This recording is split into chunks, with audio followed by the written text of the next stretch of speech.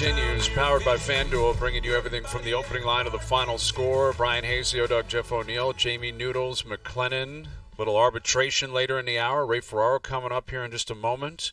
A few games in the NHL tonight. The Leafs with another win last night. That's 5 wins in a row. Sitting atop the division, tied in points atop the conference with Washington, who plays Vancouver tonight. Pretty good. Pretty good stuff for the Leafs. Did you ever think in a million years that Washington would be the team that they were battling with?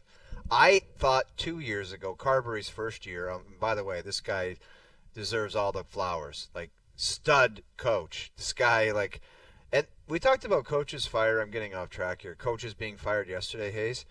Like, GM's got to look at their current coaches and say, if Carberry can get that bunch of guys going, how come you can't get these guys? Because it's not like it's a star-studded lineup in Wash. But he gets them playing every night. They probably play them in Minnesota probably play the best team games in the league. Yeah, they look I mean, they're very complete. You know what's interesting is Washington has a lot of these like look behind the scenes stuff. So you've seen Carberry's like chats with the team. They always release it on social media. It's pretty good. It looks like they've got a pretty tight group. But it comes back to some players that contribute. All of a sudden, PLD looks like he wants to play hockey. You know, like Dubois has been a guy. Like Ovi's been in and out with a broken leg, but, you know, he is a driver. Tom Wilson's had a great year. Yeah, like Chikrin's been outstanding for them. Chikrin's been a nice add. Sandin's been very good. Yeah. Rasmus Sandin has played really well for them. Really well. Yeah. And, yeah, they're a great story. You know, they really are. And listen, Columbus winning last night. Columbus is in a wild card spot. That's the best story going. It just, that market never gets attention. A break. You know, it never catches a break. It never gets the attention. It always feels like once they have players who are ready to pop, they either get injured or they leave. Look at that, the Jackets in the second wild card. Yes, and you look at it, their goaltending has been horrendous this year statistically. Right. And they're scoring a ton of goals. Werenski's been outstanding, and they've got those 2 Russian kids. That Marchenko kid's been unreal for them. Yeah. And they just keep putting up big numbers. Well, good for them, because if any team deserves to get in on any given year, it's just them. Exactly. That's where I was going to go. Great story. They had such a tragedy that galvanized that group, really. That's pretty much it is. Mm-hmm. You know, from seeing Sean Monahan, who signed there to be with his best friend, Johnny Gaudreau. And then what happened to Johnny. Like, it just, to me, they've had such a tough go. And it is a great story. I think what they're doing is they've found a way to galvanize as a group. And you're right, some key contributions from some players where you know, that Marchenko can score, though. He's like a Cy Young, though. I feel like he gets 34 goals and 8 assists. You know, right. Like but he can shoot the puck a ton. Yeah. And you know, you saw how hurt they were. I don't know if that's the right wording. When Laine took a shot at them, like they were pissed. They were chasing them around that night against Montreal. Like, and I think they shut them down that night. I feel like Hardy kind of pulled them that night. Like, well, and that's it. I mean, and that bundled portion of the Eastern Conference, you know, with Ottawa in there, Montreal, Detroit now, New York. If they ever want to wake up, the Rangers lost again last night, and. Dude, what the hell did the Rangers do? I don't know what they're waiting now it's for, out, guys. and now who knows with some of these rumors on Twitter sites, but now it's out that they offered Zibanejad for JT Miller. So now Zibanejad's probably got to be the next one where he's like, oh, really? Like, do I really want to play for the Rangers now? Like, can you not do that without getting that leaked? Or maybe they wanted it leaked. Who knows? You'd have to think when that stuff does get leaked, they want it leaked. That's what's curious, because that has been the way they've operated this year, is that they wanted the world to know that Kreider and Trouba were available. And, you know, I think basically that's the way Drury operates, which is surprising because generally the Rangers, I've always thought of them as, you know, somewhat tight-lipped and kind of difficult to get to. And, you felt like Jim Dolan. If you felt like you said something, Jim Dolan would just fire you. Right, exactly. He's a very erratic guy, it seems like. Again, you hear stories. But the fact that he hasn't done anything major is also very, you know, questioning for me, because he's more like a Jerry Jones reaction type of guy. Fire everybody, bring in guys. He hasn't fired the GM. He hasn't fired the coach. They've had Trouba and Kako. Those are the two moves they made. Those are their 2 plays. I don't know. And they picked up that Kaliev off waivers. Like, they're picking up guys off waivers. Yeah. Like that's where the Rangers are right now. Here's Ray Ferraro joining us here on the Maple Toyota Hotline. You're a Rangers alumni, Ray. Do you have any idea what's going on down there or what? Yeah, my tenure in New York was was quite significant. I I lasted 65 games. Nice. So, does that still make you an alumni? Or? Absolutely. You're Okay. in. Well, then, I am. I played 4, Ray. I got 4 games. I consider myself an alumni. I think I played 4 games for them. So Noodles, they got to throw a banner up for us. All of us that played under 1 year, just get us on one banner. Exactly. It really is an odd thing. The Rangers. It's a mess, Ray. Yeah, like I did the game there Saturday, and there's a great line. I forget the coach that said it, and it was about that their fourth line had a really good game, and he said like our fourth line was our best line. Good for them, bad for us. And so, like the Rangers played that game, and like we didn't talk about, because they didn't have anything to do with the game. Like Panarin. Had a really quiet game, and he's a terrific player. Lafreniere scored the other night, but he didn't touch the puck that night. Trocheck had a really difficult game. Zibanejad scored once. Fox had a couple assists, but like the big guys, they've taken such a step back from where they were last year. I think they were shell shocked, like a little bit. They seem exhausted, and all three of us have played on losing teams. It's exhausting to lose all the time. And it's like, you spring a leak somewhere, you try to plug it, and then a leak springs somewhere else. Like you can go through that roster up and down, and there is very few guys that you would say, oh, they've had a really good year to this point. And to that fourth line thing, like Will Cooley's had a really good year. Hedl, when he's healthy, has been really good. Yeah, that's fine, but they need Miller, they need Fox, they need Panarin and Zibanejad and Kreider. Kreider's got, I think, 1 assist this year. Like, how the hell do you play half a year and have 1 assist? That's all he's got? No. Oh, he might have 2, but he doesn't have more than 2. That seems impossible, yet probably explains the situation they're in. And, we brought them up because of the reported, the rumor out there that the Rangers had offered Zibanejad for JT Miller, and the Canucks turned them down. And what that says to me, though, is like both teams think the other team's the disaster, right? Like the Rangers are like, well, you guys are a disaster in Vancouver, so we'll take Miller and you can have our guy. Because I think collectively we'd all say at their best, Miller's a better player, more effective player. I believe that. But Miller's not having a great year. He had 4 points the other night, but it's been a mess for him too. So I don't know how Vancouver can really, sure, you shut it down. Maybe that's not what you're looking for. But JT Miller's not having a great season at this point either. But what gets in that, like I read that thing yesterday, and I'm like, but I don't know who Zibanejad's agent is, but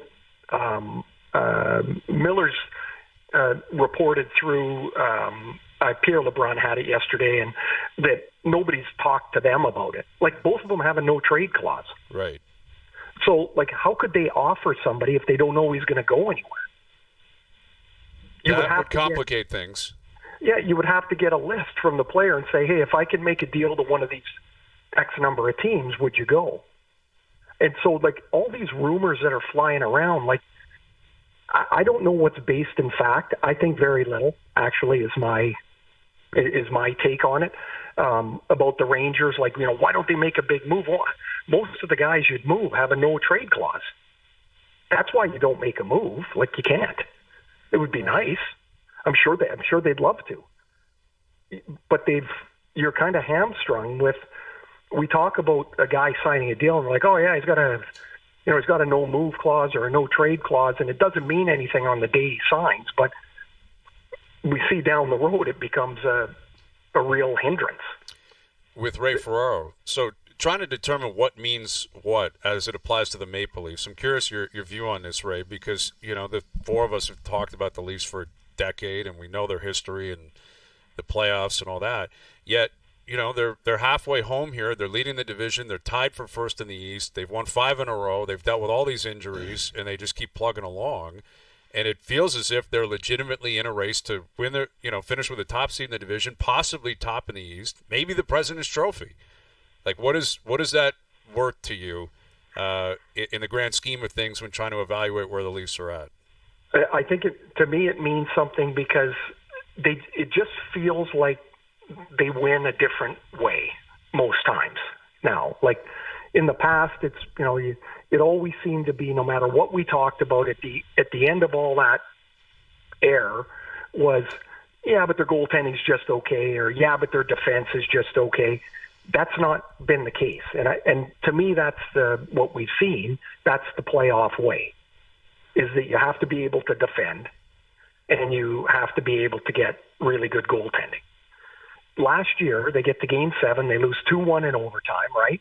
Like, they were starting to get there, yet it felt impossible that they could bring, if we go back to that time, it felt impossible that, oh my God, they're going to bring all these guys back and do it again, like run them back again. Yet, when Berube's hired, there's no question what the style of play is going to be, or what the goal of the style of play is. Nobody has any question to it.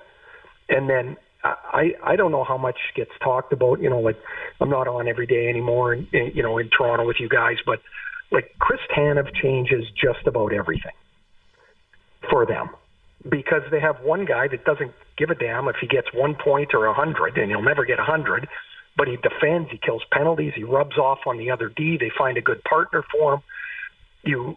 I don't know, there's a reason he became a free agent, and there were half a dozen teams like in a line trying to sign him, because they know what he is. Dallas would have loved to have him back. So that all, to me, seems like they're just a different team. Nyes is a player. Like I said, I was in Washington doing the Ranger game. Like, I look at Cooley and Nyes, and I'm like, these guys are so big and they skate so well. And Nyes has got nice hands and he can play with good players. And I'm like, damn, like if you had somebody like that on an entry level or a first contract, that's just, it's worth more than what they can do, because you can pay other people. The whole thing could have gone off the rails a couple of times, and it just, I don't know. I look at them differently. They're better clearly they're better than Boston. They're better than Tampa. I think Florida will add a defenseman. And so in the division, you're at the very top. You're with, I think, Florida and Toronto is the two very best teams. Yeah, I think go ahead. And I was going to say, I think the sleeper stuff is out west.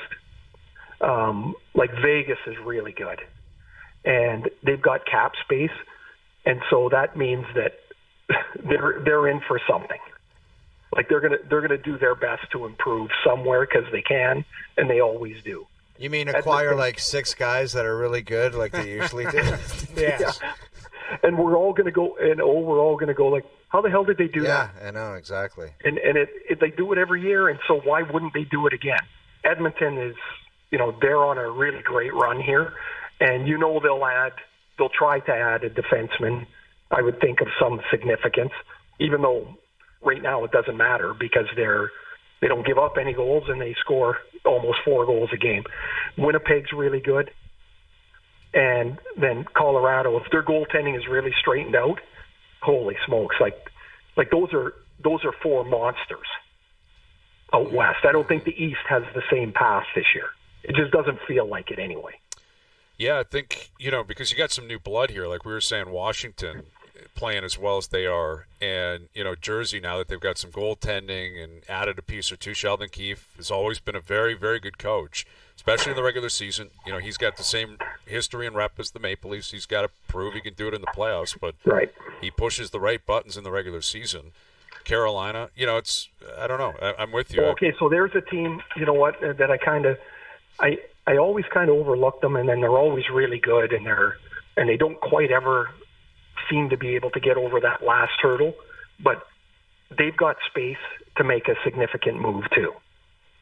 And so it's funny, even just in this conversation, I've said like 5 times, they'd like to add this. Everybody's trying to add the same 5 players.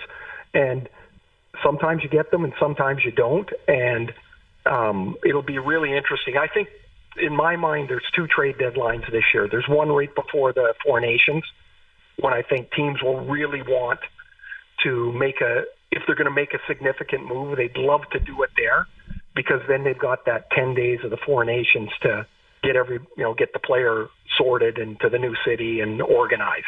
And then, of course, there's the regular deadline. Why wouldn't more teams do the Jimmy Rutherford trade deadline, which is, if you want some guys, go and get them now, like now? Well, I think because if we look in the East, there's like 8 teams think they're going to make the playoffs, and 5 of them aren't.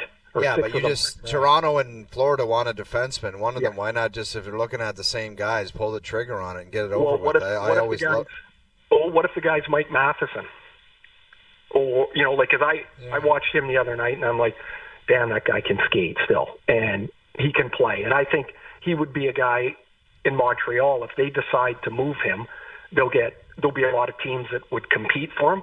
But Montreal's they're right at the wild card spot. Exactly. So maybe they don't want to make a move right now. And so all these, I guess I've noticed this most since when, I think I probably already knew it, but when, with Cammy working and stuff, it's like, if the media's talking about what a team needs over and over and over again, do you not think the management knows? Like, they probably got an idea.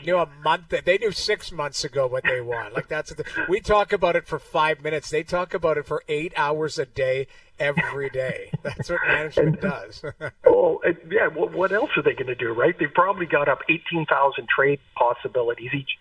Seriously, each team's going through all these scenarios about, well, if we could get that guy, we could move this guy, and maybe, but we don't want to touch that prospect. And so they're all talking about the same thing, and then you get down and it's like 10 players, like the 10 legit guys that teams might be willing to trade, or you might really want.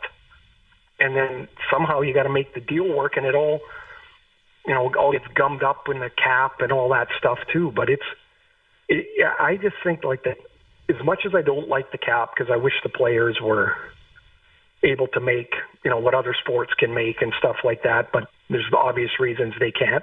The cap has done what it's intended, and that is compact the league.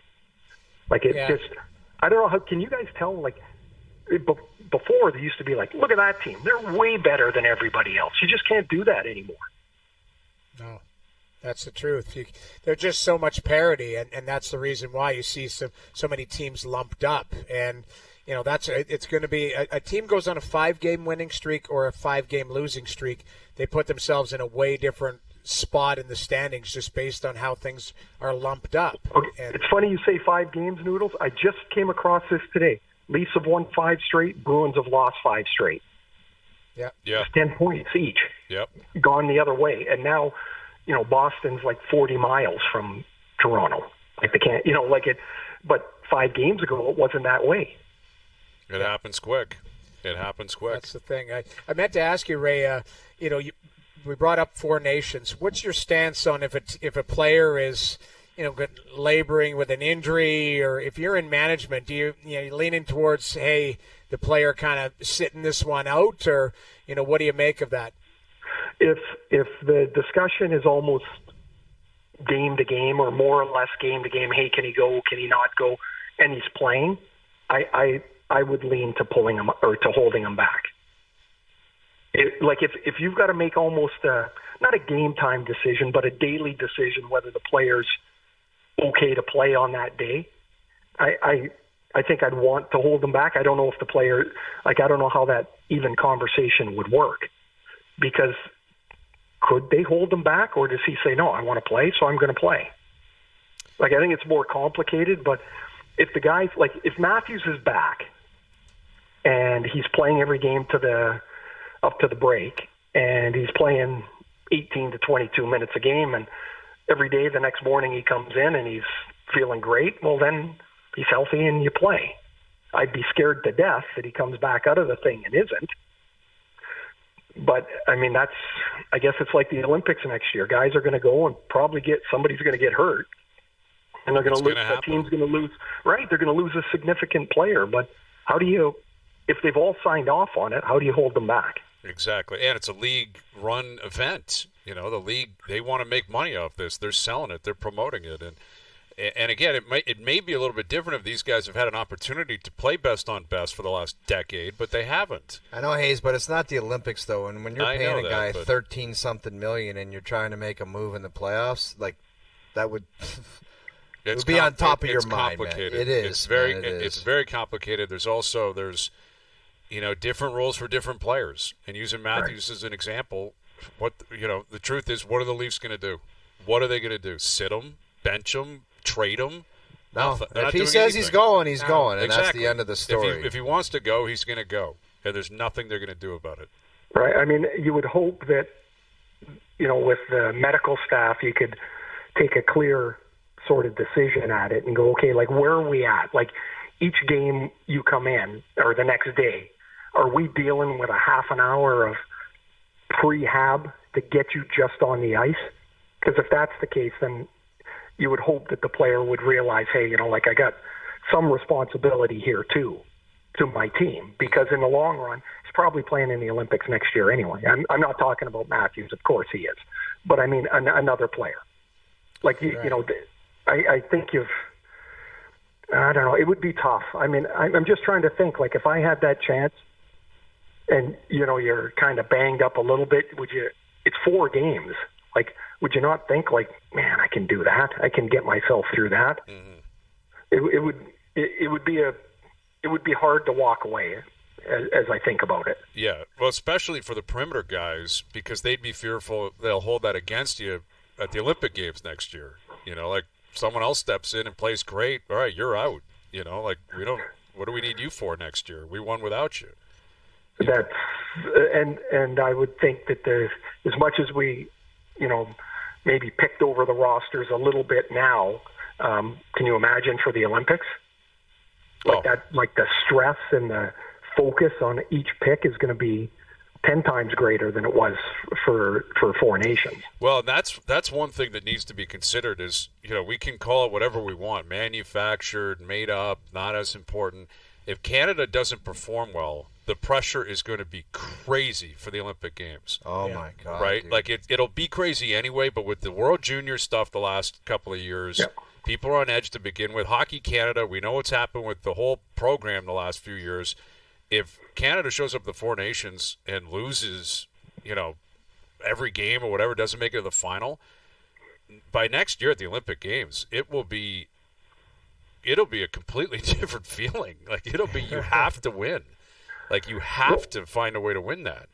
Well, I do think the way that they picked, and again, let me just say, like, I didn't know a lot of the roster before they picked the World Junior team. Mm-hmm. And so I talked to a couple people, and they went, oof, they've left some really good players off.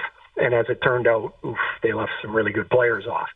But I wonder if that, now you've already picked the 4 nations, but I wonder if the failures in picking the team leak into how they have those discussions, Doug Armstrong and his group for the Olympics, about putting together, where you nitpick your roster or you just put the best, more of the best players on. Mm-hmm. Like, I wonder if that becomes almost like a lab experiment that went wrong, and you go, okay, we got to do something different. Well, and the truth of that is, Ray, that may affect different players than you think. In terms of like even legacy guys, and I'm thinking Sid, who's still great. Sid is on this team this year, clearly, and he would be even if he didn't get the automatic 6. But let's say next year, he's a year older, not having a great start, and there's a lot of pressure to bring your best. Like, would it be possible? Could you imagine, Hayes? Crazy. You're going to be.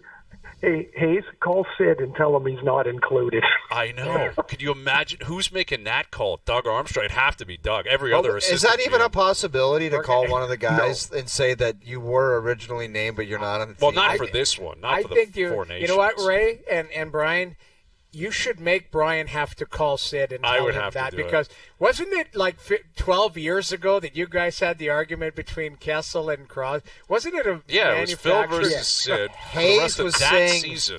And I wasn't correct. even on the I show was then, right. but Hayes was saying Phil was the better player. For the rest of that Noodle, year, it was a hypothetical. I lost freaking angst and hair and sleep over the stupidity of that argument. It was a And there great was no- hypothetical. There was no context to it other than None. just for the rest of this year, would you take Phil For the Kessler or next Sidney Crosby? 50 games, who would you take? And I said Phil was the right answer at the time. Phil. And it drew out for weeks. We were talking about that. It was great content. Oh my God! It was the best. so. When I look back or think about it, I haven't thought about that in a long time. Yeah, Just how idiotic that hypothetical was. it really was. It was one of your greatest moments. It really. was amazing. It meant nothing. It led to yelling and people stopping me in the hall saying, "Wow, man, I couldn't believe you and Ray buzzing about that topic." And it was a good one. It was a really good one. I got to say before I go here, I not often I learn like research and stuff just kind of listening, like the people babble around. Oh, your research yesterday on Duthie? Oh, Forbes. Duthie. Okay, so I texted him today and I said, "Hey, Forbes," he didn't answer back. Oh no. So I am going to text him every day, "Hey, Forbes," until he answers me. Good. Let us know how long it lasts, because this could be a world record of getting iced out. He's not happy. This was spectacular work, Ray, I almost passed out when the guy said to me, he goes, "Where's Forbes?" And I said, my eyes lit up like dinner plates. I was like, "Excuse me?" He's like, "Where's Forbes?" And I knew there was a nugget at the end of that, and I loved it. He goes, "That's Duthie's name. It's Forbes." Yeah. Well, I don't know how am I even going to call him James or Jimmy again? No, you don't, think I because can. the other 50% of people in Ottawa call him Jamie. That's another one. The people were like, "Jamie, hey, Jamie." And I'm like, "What the hell's Jamie?" And that's what they call him. They call him one of Forbes Cammie's and friends- Jamie. One of Cammie's friends married this guy who went to school with him. And so, I don't know, 10 years ago, he goes, "Hey, you work with Jamie Duthie, right?" I'm like, "Who?" Jamie. wow. It's like we don't even know the guy. No, Yes, I gotta nobody change knows my that guy. name. Oh, Should I I think be? he's in the Secret Service or something, I too. know. He's got to be. That's what's disappointing. He'd be too much of a disaster to be in the Secret Service. Ray, he's in the Ottawa Sports Hall of Fame. He's got the key to the city, and there was announced when we were there, there's a James Duthie Day. Wow. A James Duthie Day in Ottawa. This They're guy's a legend. Really there. proud of him in Ottawa. Dude, they are. Really I love proud. the guy, but you got to admit, it's too much. That's a lot of love. It's a lot. This It's is a too guy- much. This is a guy that worked with like a remember that hand thing he had with the A little hand cast? puppet. And then one time he came in limping because he pulled a hamstring in flag football. and you're like, what a gamer! How are these guys on the ice doing it? Look at you. Sports Hall of He's like, Famer. Oh, yeah, Sports that's him. Hall of Sports Hall of Famer. Fame. Hey, listen, I credit him. He's got a hometown that loves him. Mine would love me to leave, I think. Like, Toronto doesn't want me around half the time. I don't know about you and, King City and Trail, BC and St. Albert. Maybe you guys Yeah, are there's no beloved in parade your there. hometown. There's no parade there. No? Noodles, you got a parade anywhere? Oh, No, I got like a 8x10 plaque at the arena. Me and it too. just says Something in the Hall of arena, Fame. something in the I've got high the Hall of school. Fame. That's about Yeah, it. That's it. all you got. That's Yeah. all you the got. high school. Oh, you never were there. Like, No what did they kidding. got something up there? I wasn't there a lot, man. I was not there a lot. Quick pit stop every once in a while, Yeah. just to make sure everyone's aware that you're still around. All right, buddy. We'll leave it there. Good catching up with you. Happy New Year. We'll do it again soon. Yeah, awesome. Great to talk to you guys. Hope to see you soon. Yep, you got it. There's Ray Ferraro joining us here on the Maple Toyota Hotline. Count on Maple Toyota for the right winter tire package for your Toyota. Trade in your old tires, buy a new set, get $40 back. Visit mapletoyota.com.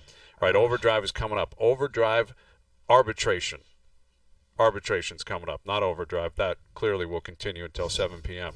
Dregs still to come. We'll get into some NFL looking ahead. We'll get into the Buster Olney comments as well on what's up with the front office in Toronto, the perception of the Jays across baseball. It is not good as it currently stands. Overdrive continues. TSN 1050 and on TSN 4. Now, is that going to be a problem? Yeah, it's going to be a problem. It's going to be a problem for them. It's outrageous, egregious, preposterous. OverDrive Arbitration. I've been wanting a piece of them for years. You think you got a case? Your face is my case. All right, here we go. A 2025 look ahead. Arbitration. We haven't played arbitration in a while. We love this game.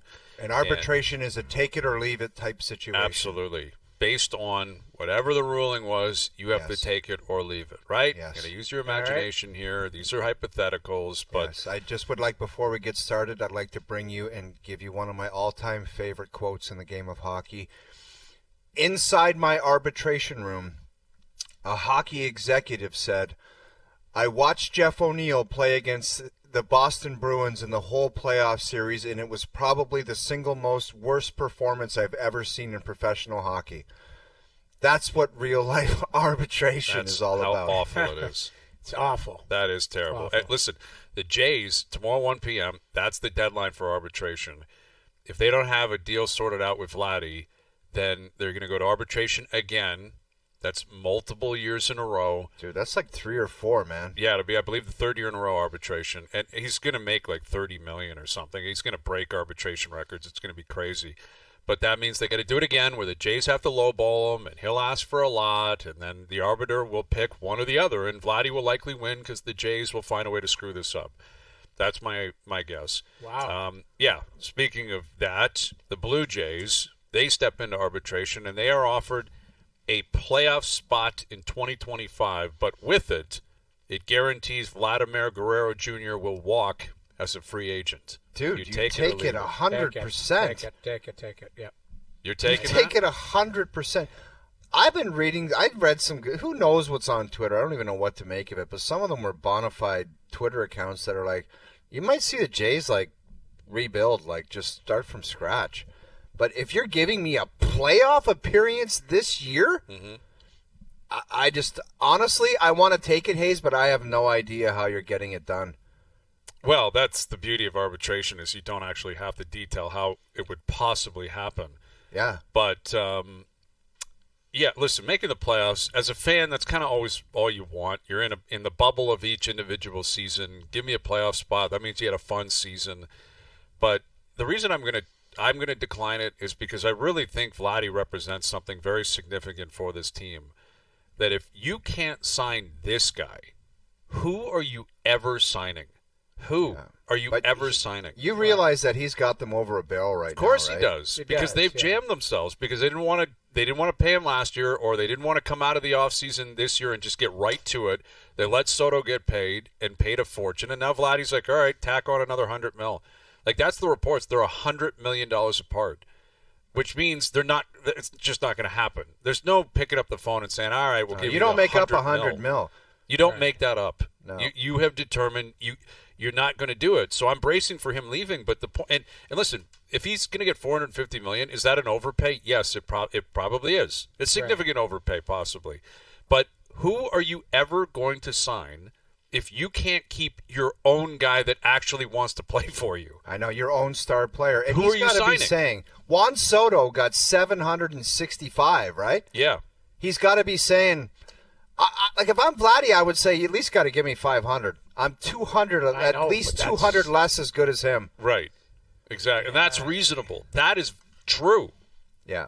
Big number, though. It's a big massive number. Here, It's a massive number. I'm on I say take the playoffs because it means somewhere else, somebody else is probably pushed through. Mm-hmm. Like, that's the other thing. You're right. You want to keep your star player, all of that, face of the franchise. But maybe they do it with a young person pushes through or somebody else. Maybe Bo's still in the mix and has, let's not forget, Bo was, for a while there, the face of the franchise. Yes, he was. A few years ago, he was. So I'm going to say success, it might not be just tied to Vladimir Guerrero Jr. Mm-hmm. There could be a stud pitcher that comes along. There could be somewhere else. Somebody else is They pushed need through. so much more, though. I understand that. I had a great but conversation this is the arbitration. at the World. It I was, know. So it is I'm saying they were- playoffs. I just want to end it with I had Okay. a great conversation with John Morosi. We went to the rink together. He was doing some work. Did for he the take a NHL. private plane there? We did not, and that's Okay. a dirty shot because he's a really nice guy. And we were talking about baseball, and we were talking about the Jays, My and he bad. said if you want to be serious in Major League Baseball, look at all 9 of your position players, and if you don't have like one of the top 2 or 3 in your division, like then you got to look at yourself and say, what are you even doing? Mm-hmm.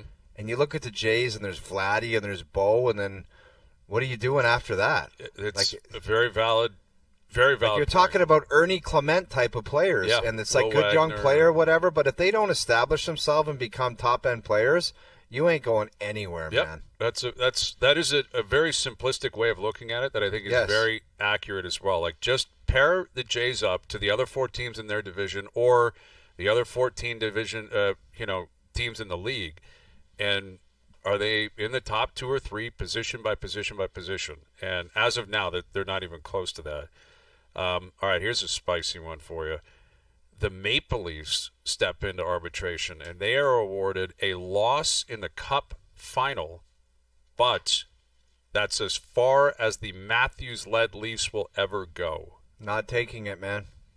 I'm not taking it. And I know that sounds crazy, but if you're going to go all in, you just can't stop at that. Florida Panthers went to the finals and lost, and then went back and won. But you There just was said another team that's all they go. That's Didn't all. you That's say? the arbitration. Is if you take this, they're never getting back to the Cup final. That's why I brought up the example. The Florida Right. Panthers went and then won it the next year, and didn't Vegas. Who else did that before them? Tampa. Or no, Tampa. not Tampa. Was it Vegas? Vegas? No, they Vegas didn't go back went to the back. final their first year, didn't they? They did their first year. Yeah, it was Yeah. Tampa went 3 years in a row, but lost the third one. Yeah. So I'm not taking it. As much as that's enticing and it's farther than they've ever. Who wants that mentality where it's like, oh, we'll take Yeah. that and that's just great. And you're talking about one of the best players in Leaf history, and I don't know, maybe I just caught myself. I might be thinking about it. No, I'm not doing No, it. I'm not taking that. Shove that one. I think you leave it on the table too, because you want to leave the door open that you could potentially win. You're saying now. Let me just clarify. You're saying the furthest that this group, this Yes. tenure of With would Matthews be as a Leaf. a cup and a loss. Or sorry, a Loss loss in the Cup final this Then- year then- and never ever then, again then even leave in the it Cup on the final. table. Leave it on the table and take your chances as to you can do something different. That's Yes. the way I would see it, because it's the loser's mentality to go, hey, we had a great run, but we ended up second. That, to me, I don't like that. And listen again, this team, the Leafs haven't been in a Cup final since 1967. Not just haven't won, haven't been to one. So this would put him, Matthews, Marner, Nylander, ahead of Sundin, ahead of Gilmore and Clark and Sittler, and that would establish them as going further than any of those guys. But I think you leave it as well. I think you have to, man. It's been too long. I will say this, we would have laughed at this 5 years ago, 6 years ago. They're not young kids anymore. No. They're not kids. This is their 9th year. It's really go time. Somebody, Yes. an executive in hockey said to me once, a lot of times the 28-year-olds will beat the 23-year-olds. Now they're the 28-year-olds. Exactly. Now's the time to do it because you know what Yes. doesn't happen? The 34-year-olds don't beat the 27-year-olds. That's right. 28-year-olds. Yeah, the Pittsburgh Penguins, they're not beating anybody. Like No, you once might you say, get oh, over they're the going to do hill. it. They're going to. No, you're not doing it. No, you really you have until you're 30, 31, 32, and then that's kind of That's- it. You get 4 or that's 5 it. years That's to it. try to make it happen. And yeah, I'm with you. I think all three of us across the board. You have to leave it. You got to punch it. You got to get there on merit and win it. That's what you have to do. That should be expected. It still should be the expectation. You roll your eyes, but if you got Matthews and Marner, these are Willie, 3 of the best players in the world. They've got to find a way to do it. All right, the Kansas City Chiefs step in. I'll say this. Chiefs fans, let me establish that. Chiefs fans step into arbitration. They are awarded a Super Bowl win this year, which would be a three-peat, but they will not even make it back to the Super Bowl again in the Mahomes era. Take it or leave it. I think they'd leave it. I think they would leave it because they might have a chance. I don't think that this guy's ever going to win 7 Super Bowls like Tom Brady did. I just don't think he's going to do it. I don't know why. It's just too soon. It's like, so what, Brady just retires and all of a sudden this other guy's going to win 8 Super Bowls? but I think they can win a couple more after this year. The combination, and you bring it up with Luke all the time, Spags, Andy Reid, and Patrick Mahomes, when you got that trio, God knows what you could do, man. Yeah, it's scary. Yeah, it is. Scary. All right, you're leaving it. Noodles? Yeah. I'm leaving it, too. I think that Mahomes is too special, and I love Andy Reid. I just think that they will, even if there's a down season, they'll be able to rebound. Or, to me, uninspiring is the wrong word. They had their record this year, and they weren't even that great. How many times did they Al's won the brother say Super Bowl last year, and I don't even think they were that good. I know people would say like they're fraud. Al's brother, it sticks in my head. This is why I'm going to regurgitate his words. He's like, I think they're frauds. I'm like, aren't they 14-1? What I mean? Like come on. So to me, I think even if they have a down year, they'll be able to recover. Mahomes is too special of a player, and again, why bet against special players? They have they find a way to elevate. So that I say they leave it. Yeah, I think they would. I think Chiefs fans would leave it. I would caution them to take it because prior to this guy showing up, the last time they won a Super Bowl was 1970. They waited 50 years, and you're telling me you could get a fourth Super Bowl here and a three-peat, and you're going to say no thank you? That would be, I think, a significant gamble. And maybe I'm saying that as a Toronto sports fan, and I'm looking at it saying, how could you possibly say no? And I get it. You think that you're invincible right now if you're a Chiefs fan. You can be the cockiest fan on earth is a Chiefs fan because they deserve to be. They got Mahomes, they got Reed, they got Spags, they got a great defense. They win every single year. Travis Kelce, Taylor Swift's hanging out in their town all the time. But I would watch and be careful with how much you think it's going to be perfect for you for the rest of the time because you get offered a fourth Super Bowl in like 5 years and a three-peat. I'm taking it, man. I'm taking it, and I'm loving it, and I'm cherishing it. And then you're officially a dynasty. How much more can you really ask for if you're a fan of a team? All right, let's move on here. The Ottawa Senators step into arbitration. All right, the Sens step in, and they are offered a playoff spot this year, but they will be swept by the Toronto Maple Leafs in the first round. In that playoff series? Yes, swept by the Leafs in the first round. They would 100% take it. As much as the Battle of Ontario and the ghosts of the past might pop up, the fact that you're saying Ottawa Senators and playoffs in the same sentence, they will take it. Interesting. I don't know. Yeah, you're right. Playoffs is good. Could get there anyway, though. Maybe they don't need this arbitration, Noodles. Maybe they roll the dice.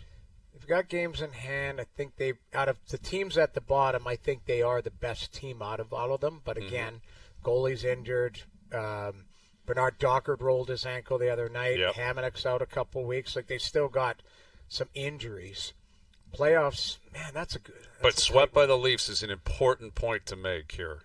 Yeah, I'd say Sens leave it. fans, I know what I can hear Sens fans in my they'd be ear sick going, over that. Jamie, don't take that. So I'm not, on their behalf, not Yes. on my behalf. I'm not taking it. Just saying, take your chances. I think it's a great question to ask Ottawa Senator fan. It'd be a great poll.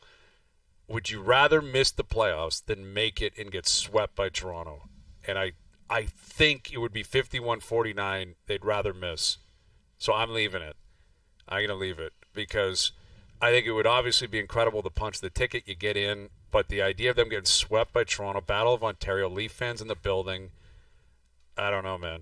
That would be, for a certain age of a Sens fan that was around in the 90s and 2000s, that would be sickening flashbacks. Sickening. All right, there you go. We got some more. We'll get to a little bit later this afternoon. Arbitration after dark. Dregs coming up. Robert Turbin coming up on the NFL playoffs, wildcard weekend. We'll get into the Buster-only comments from this morning on Vladdy Guerrero, his future in Toronto, how the Jays are perceived throughout baseball. OverDrive continues. TSN 1050 and on TSN 4. All right, we sent Al's brother out somewhere in the world with a pair of Leaf tickets, and you have to guess where he's hiding for your chance to win them. You guys prepared for the third clue of the week? Yes. Yes, and my favorite person, Charlie Muller, loves this segment, and I'm dedicating this segment to her. Love it.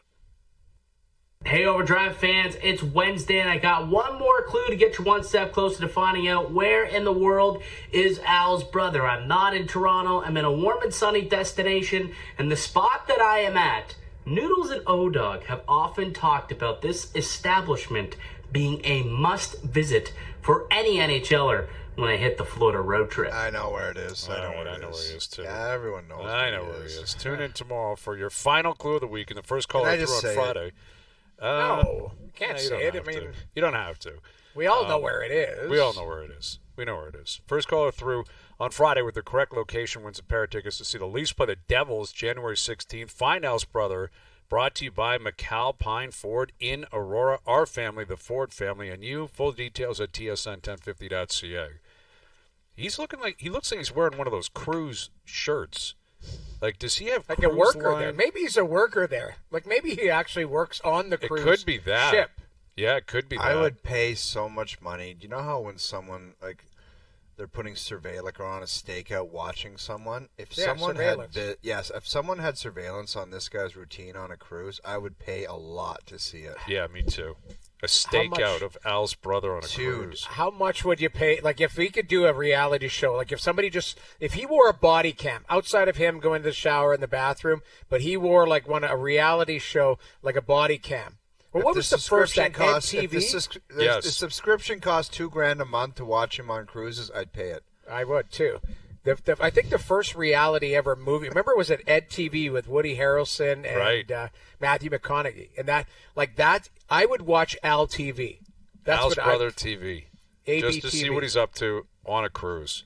He's wearing that hat. He's got cruise wear on. He's very, very comfortable. Yeah, he's on a first-name basis with everyone down there. Everyone knows him. Everyone loves Al's brother. It's pretty incredible. All right, final hour coming up. Darren Dreger will join us. Our best bet still to come as well. OverDrive continues. TSN 1050 and on the TSN app.